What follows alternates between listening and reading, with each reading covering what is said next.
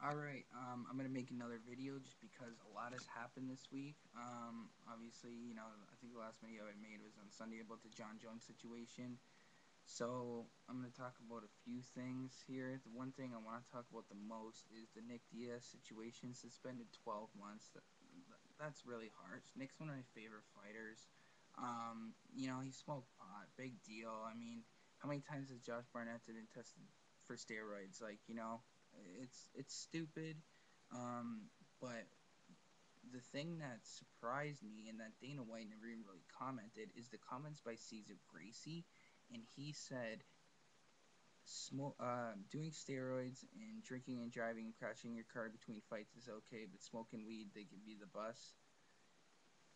He's right, but you kind of want to keep that to yourself. I'm surprised Dana never really commented on it, but Nick Diaz can't fight or test for, or what apply for a license until his 1 year from his fights. Like what, February 13th or 20th or something.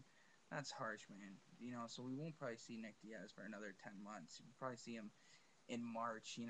But the one thing that I guess is positive is the fact that if Cesar Gracie made those comments, it tells me that Nick's gonna fight again. Like his retirement isn't real, and he was just in the heat of the moment. Maybe this is good for Nick Diaz. I mean, ever since he started fighting, he's fought like 3 to 4 months at a time. Like, maybe some time off would be good. So it's his second offense. I would have thought maybe 9 months, and then from his fight, and then what? We see him in the octagon November, December. I thought that would have been a lot better. He got 6 months when he fought Gomi. It's just stupid. So those are my thoughts on the Nick Diaz.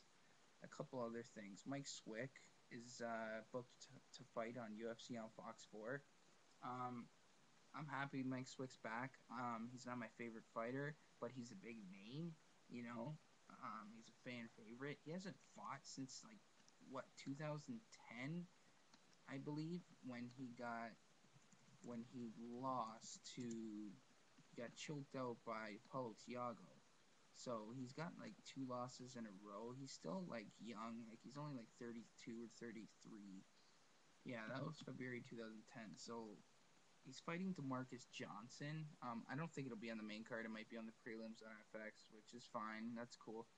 But it's the perfect fight for him. Demarcus Johnson's very, what's the word I'm looking for?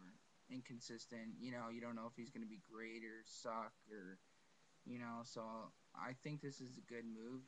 Hopefully Swick gets a win and maybe he can have like a fight, and maybe he'll be like kind of like a gatekeeper for like a young welterweight coming up, which is a good fight for him to see would be maybe him and Amir Sadala, two stand-up guys going at it.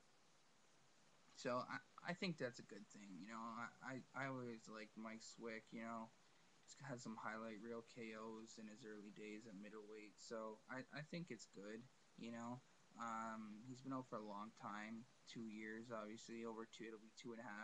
He was supposed to fight last year in Brazil against Eric Silva. He was supposed to fight a year and a half ago against David Mitchell.